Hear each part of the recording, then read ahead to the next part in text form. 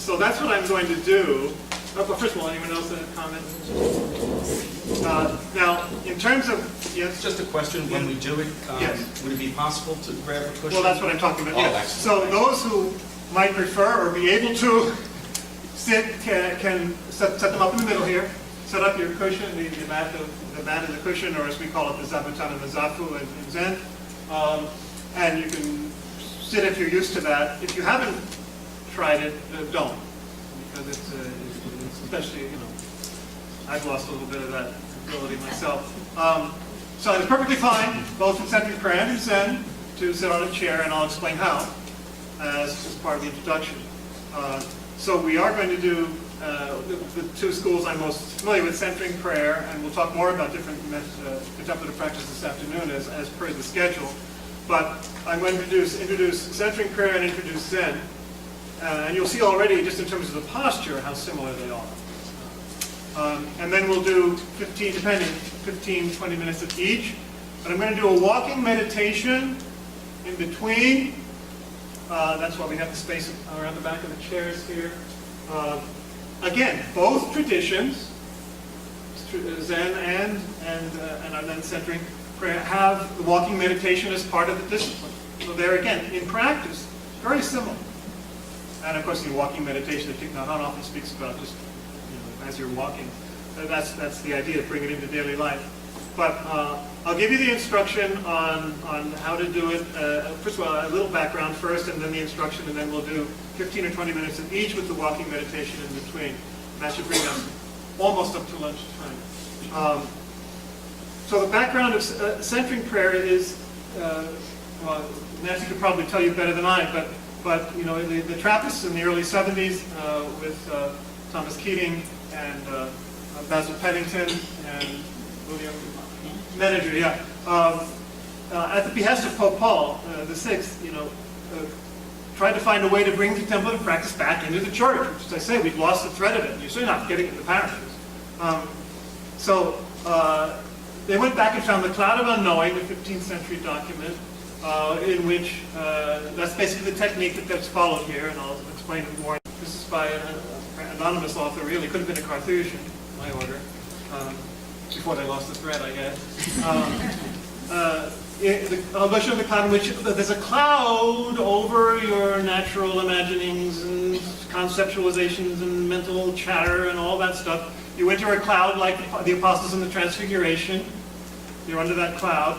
Or like the cloud on top of Mount Sinai. So it goes back to Gregory of Nyssa, who passed it on to Dionysius the Areopagite, the great mystic that Thomas Aquinas quotes all the time. So the whole tradition of the cloud, where you just go into a cloud that covers over all our usual way of thinking and feeling.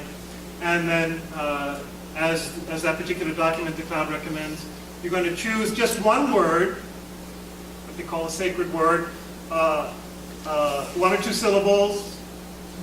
Stick with it for whatever one you choose. It can be, a religious word. It can be Jesus, faith, love, silence, let go, even 2 syllables. Just one word that is not the object or the content of your meditation, but is simply the tool with which you refocus on the silent presence of God within you, consenting to God's action and presence within you. So you're focusing on the indwelling Trinity. You're focusing, without the words, focusing on the presence of God within. In pure faith, as St. John of the Cross says too, so leaping into that, you have to surrender to it, and that gift is already a participation in the life of God, who is surrender in the Trinity and in the Incarnation and all of that, if you want to think about it. But the presence of God within you, and every time in other words, every few seconds when your mind wanders, or your feelings run away with you, you refocus. Things might come up, thoughts might come up, even maybe some strong feelings might come up in that silence. Just note them, but then let them pass like clouds in the sky. Don't engage with them. Don't even chase them away. Just let them float away. Come back through the word, the repetition of it, silently repeating the inner word to come back to that presence of God within. I'll speak about posture in a moment. So that's the theology behind centering prayer. All right? Because remember what I said in my presentation. That silence of God, as St. John of the Cross said, God speaks one word, the deep word, and it's in silence eternally. God is in silence, beyond all concepts, beyond all words. So that's what we're trying to reach, that level of consciousness and that level of experience. Now what happens in Zen, Zen doesn't focus on a particular presence of God because it doesn't use that language. What it does, though, is focus on your breathing. And by the way, Father Keating says that that's another way of doing it. You can actually use your breath as a way of coming back to the presence of God. So even there, there's a strong resemblance. But specifically the breath in Zen, and this goes back centuries. Why do you focus on your breath? Because Zen is about being awake right here, right now, to your full life. And if you're fully conscious and fully awake up to your life right here and now, you are, as I just explained, connected to everything and everyone. Above and below, whatever, those words don't mean anything anymore. Subject, object don't mean anything anymore. It's just waking fully up to who you are. So, again, getting out of your mind, out of your thoughts, out of all that smoke, that monkey mind, as they call it, chattering around in the trees, and coming back to the inner silence, focusing on the breath because that's your life. Nothing abstract or indirect about your breath. That's as organic as you can get to your real life, here and now, present. That's why you focus on it. You don't control the breath as you do in some very beautiful yoga exercises. You just breathe naturally, slowly, and therefore, and also from your diaphragm. Have you noticed that people don't breathe anymore? As musicians and athletes know this, that you have to know how to breathe.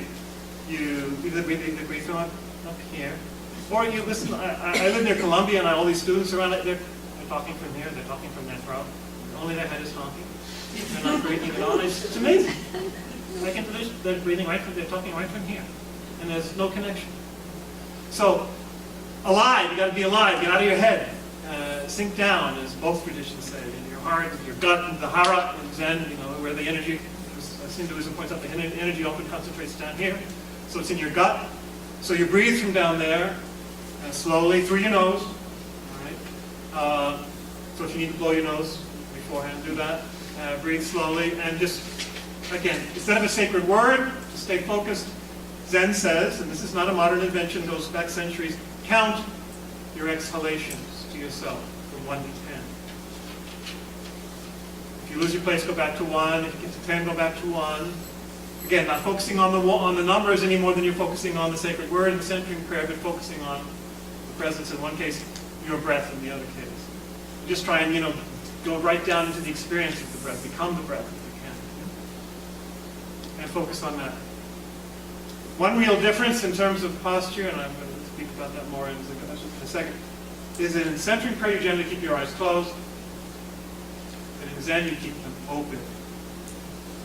And what do I mean? Well, you're not really focused. Your head is level, but you're going to look down about a 45-degree angle in front of you.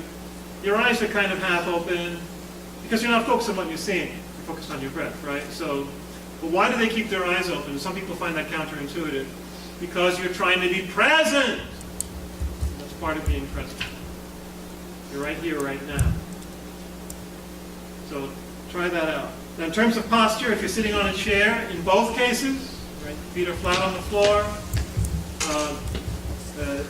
more or less a 90-degree angle if you can. Some people have short legs, and it's a little. You might want, if people's legs are really short, you might want to put a cushion under your feet. Some people do in my group. Now, if you're sitting on a chair, you can have your buttocks all the way back against the back of the seat for support, but make sure you're not slouching back. Your spine, again, in both cases, both types of prayer, your spine should follow its natural curvature line. And should be very rigid and supportive of you. So if it follows its natural curvature, including the cervical vertebrae, it means your head is level, your chin tucked in, and that allows also your belly to be liberated so you can breathe deeply. As I say, even though your head is level, your eyes are kind of looking down in the case of the Zen, remember, they're closed in the case of centering prayer. A way to check your posture, see if you're really sitting up straight, is if your ears, shoulders, and hips are in the same plane. If they're not, then you're not sitting up straight. And it should be your spine that's really supporting you, so that your muscles are not tense. This is really important. It should be very relaxed. The only thing that should be rigid is your spine. I like to compare it to a coat rack. You have the wooden support, your spine, but the coats are just, draped, relaxed over it. So you can do a muscle check, again, in either tradition, whichever kind of meditation you're doing, just try to do a quick check with your muscles, whether there's tension in your shoulders or your arms, or your jaw, for example. You kind of feel maybe a plumb line coming up the back of your head just to keep you up straight. And as I say, you breathe naturally. Your hands should be on your palms down on your thighs if you're sitting. And you can also do a mudra, but I'll show that in a minute. So any questions about that so far? I'll show you how to do it on the cushion in just a second. Any question if you're going to be sitting on a chair about the technique for either? All right.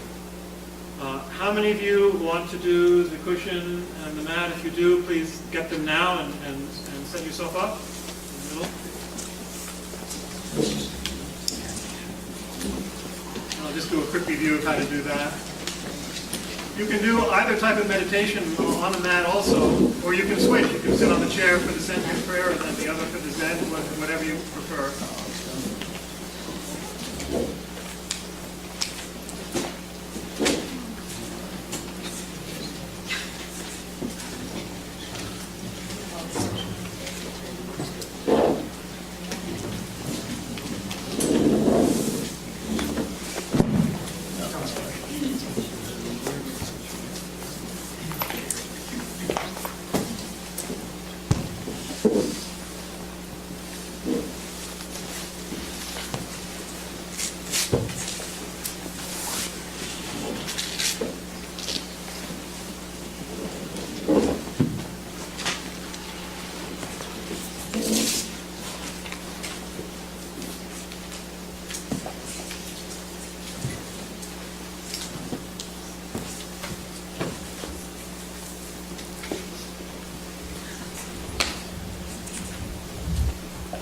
It's actually what I'm going to do myself. I'm going to do the sit for the Zen, sit on the chair.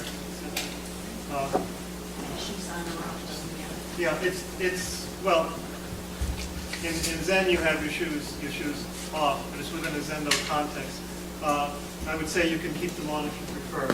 If you, however, you're sitting on a mat now, I should obviously be off. Yes, because it's going to get in the way. So I'll just show you. On your way. Oh, no, it's fine. You don't have to worry about it. You don't think you need to film this, do you?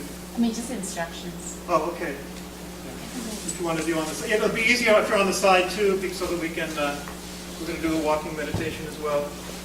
You can sit this way, by the way, on the cushion, like that with it up. And this is actually called the Japanese method of sitting zazen, so it doesn't have to be in the lotus. So yeah, you can do it like that. The other possibilities, of course, are the different types of lotus. I can't do the full lotus, but the half lotus is when you have your foot all the way up on your thigh, or if it's on your calf, it's a quarter lotus. You can do the Burmese position, which is one leg in front of the other. If your legs are the right length, my legs are too long for that. So there are various traditional ways of doing this, whatever's most comfortable for you. If you sit on it like this, you might want to get one that is a beanbag. Otherwise, you might find it a little painful on your backside, but whatever suits you. So if you sit in a position like this, you can do palms on your thighs as in centering prayer. Or if you want to do a mudra, you can hold your hands like this. Normally it's the left fingers over the right fingers, and there's an esoteric reason for this. It's just debated and all that, but you can do that. But the thumbs should be lightly touching and straight over. Not like this, but straight over and lightly touching. One of the things they point out is that when you aren't meditating correctly, then you tend to pull apart and you get distracted. So having them lightly touch is a kind of a sign that you're concentrated. And obviously, no, you're not pushing it either. It's just a very light. So that the reason for all of this, the lotus position, the mudra, is a circulation of energy, the various quadrants, etc. If you've done chakra work, you kind of understand that kind of thing. But that's kind of the wisdom behind it. And of course, it goes beyond Buddhism into Hinduism. The lotus position being really perfect for balance and for concentration, proven over millennia. So those are the reasons behind it. So any questions about that? So I think what we'll do is we'll start with centering prayer, and then have the walking meditation, and then the Zen. Now the walking meditation, how do you usually hold your hands when you do walking meditation and centering prayer? Like this? So it's actually very similar. One hand over the other, kind of against your solar plexus. Oh, that's very interesting, because that's almost exactly what we do in Zen. In Zen, we actually make a fist. We put the left thumb in the right palm and make a fist around it, and then put the fingers of the left hand on the back of the right hand to form a larger fist, and hold it likewise against our solar plexus. It's a way of staying centered, balanced, and concentrated as we walk. Now, in Kinhin, it's called Kinhin, the walking meditation in Zen. So we're going to see how we're going to do when that time comes. It's about 6 minutes, 7 minutes long. Let's see. Yeah. Well, the best way will be that you'll actually stand up and stand behind your chair. We can maneuver that. And then we'll just circulate around once or twice, depending how fast we go. And then if you could get into the place where you would be online, like according to your chair, you can step back onto that, those who are on the mat. The walking meditation it varies in the various Zen schools. Some walk fast, some walk slow. I do both. And I centered first kind of in between, interestingly. So we'll just follow. In Zen, the idea in the walking meditation is to be not focused on your breath anymore, but on the sensation of the soles of your feet on the floor, which is why we start walking really slowly. So you learn how to walk, to be present. Because think about it. When you walk, you're not walking. I guarantee you're checking your smartphone. What does it actually feel like to walk? Be present. Wow.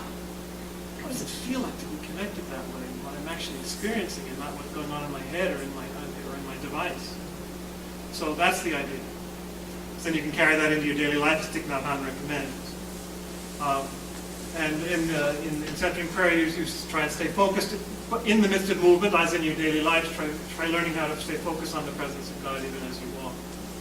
And obviously, it's also a slight break from the sitting position or the squatting position, whatever, in the prayer. That's part of its intention. So, you want to add anything? Any questions or misgivings about posture or the intention, style?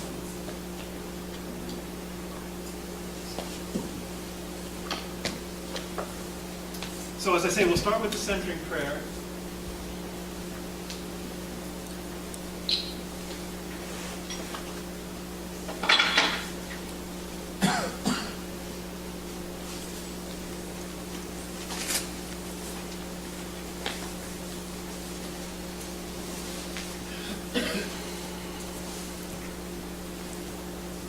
We'll use a gong. The gong I use for centering prayer in my parish. So we'll do 3 gongs, because the bell, again, this is a wisdom that's cross-traditional. The sound kind of brings, as it fades, brings you deep into the silence and quiets the other things going on, ideally. I'm going to use the clappers for the walking meditation. the formation, start walking and stop walking.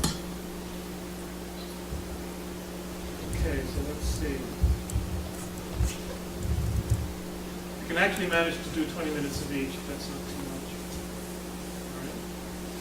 All right. 20 minutes is the normal for centering prayer. 25 is Zen, but we'll do it just 20 this time. We don't want to overdo it. If you have a panic attack or you cough or a coughing spell, you can discreetly leave. That shouldn't be a problem, I hope. Okay. And then we'll have a few minutes afterwards, I think, just to debrief a little, and we'll do this again this afternoon. I intend. As I said, there'll be plenty of room for practice today. And that's what we're comparing the practice. Okay, so it's 11:30. We'll start with 20 minutes of centering. And 3 gongs at the beginning, 3 gongs at the end.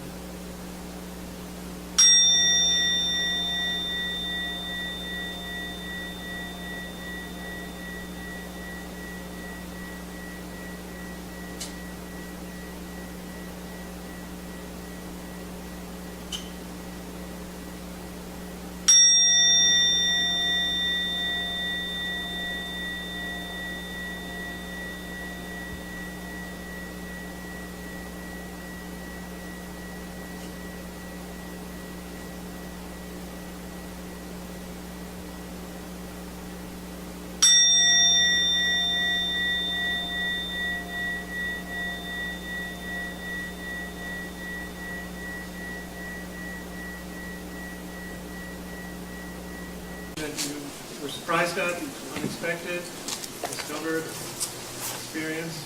The second session didn't seem like It's always nice when it goes fast. I felt the opposite. Yeah, exactly.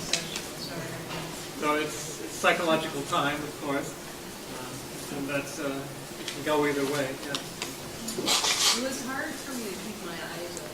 Yeah. I'm more used to meditating.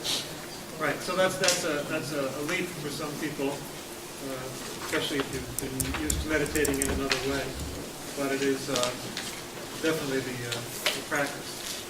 If you want to get a taste of Zen, it's a little bit of a discipline at first.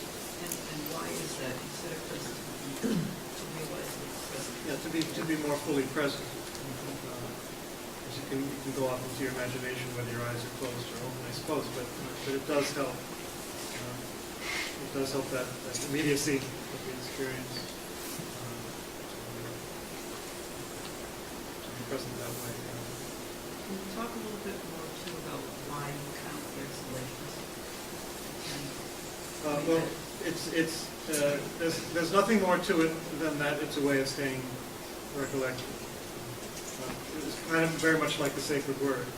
Although in this case, you don't just use it when you need it, you actually count slowly all that time. The Japanese masters from the last century, they would go far as to say, well, so are you counting your breaths? He says yes. He said, well, okay, we'll do that for 3 or 4 years, and then we'll go for the next. If there's a next level, I mean, the point is that you can have people be fully present at any moment, at any time. But it is seems mechanical, but it does, it's a time-honored practice. That's the reason. I found keeping track of what number was kept my mind too busy, so I settled on just one. And then I found that if I just listened to the sound of my own breath exhaling, and I allowed it to be a little bit, Noise. that was the most still. Speaking about spiritual direction, I do a great deal of spiritual direction, and part of the Zen tradition also, I just gave a talk about this at my Zendo yesterday, the day before, is what's called Daisan, where you go in for individual instruction. It's very much like spiritual direction in the Christian tradition, whereby you bring something like that. You bring, well, this is what I've been doing. What do you think, teacher? Is this good for me now? then, you know, that's the way that kind of thing would be discussed and resolved. And that can be a very good thing, as you just described. But when you have a relationship with a teacher who knows a little bit where you're coming from, where you're going, that's a good way to decide whether that's a fruitful way to proceed for you personally. So it does get very personalized, you know, in the Zen as well as the Christian tradition in terms of directing the individual. But that's a perfect example of what you bring up, you know, in your talk with the teacher. Yes.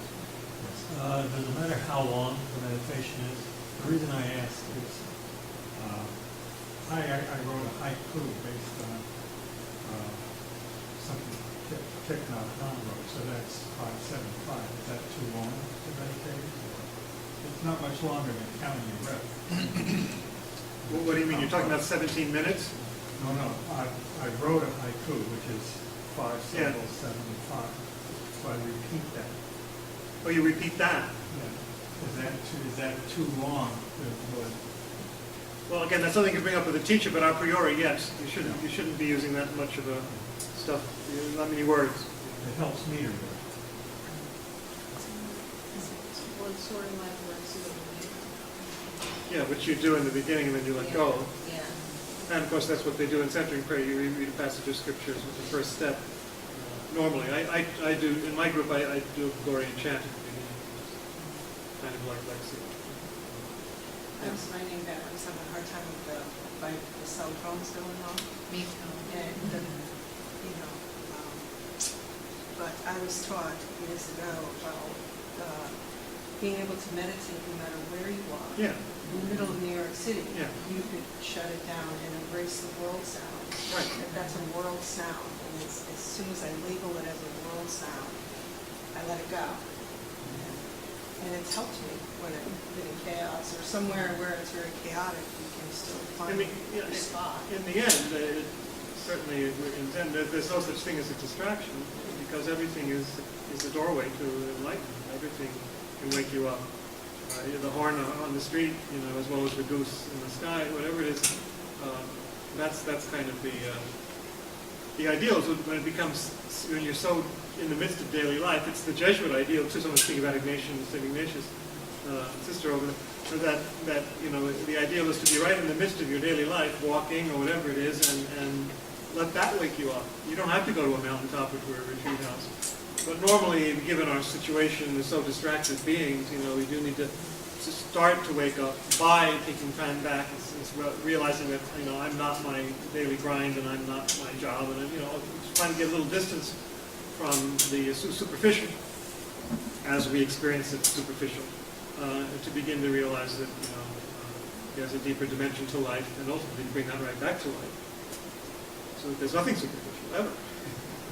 But that's a long path.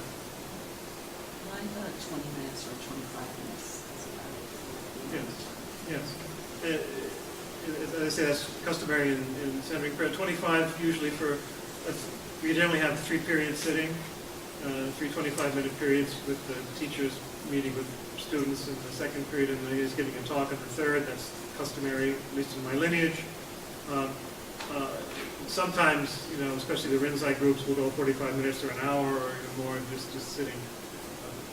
But I don't go in for that military stuff. Kind of the forcing it. Yeah. In walking meditation, can people actually do it with their eyes closed? Well, I wouldn't advise it. It's never been mentioned as an option. I just wonder. Of course, you can do it that way when you're home if you want, just as kind of a way of extra focus on your feeling. But once again, just as in the sitting, even then you're supposed to keep your eyes open to be present. Anyone else? You said the centering prayer was supposed to have a word. At first I was actually waiting for you to say a word, but I guess we're supposed to pick one. Well, I did mention 4 or 5. Let me just actually have the brochure here, which you can get from Contemplative Outreach. You know, mentions God, Jesus, Abba, Father, Mother, Mary, Amen, love, listen, peace, mercy, let go, silence, stillness, faith, trust. So it's things like that. but you select a word that fits, and as they recommend, don't change it during one meditation period, but you can use different ones on different days until you find one maybe that fits.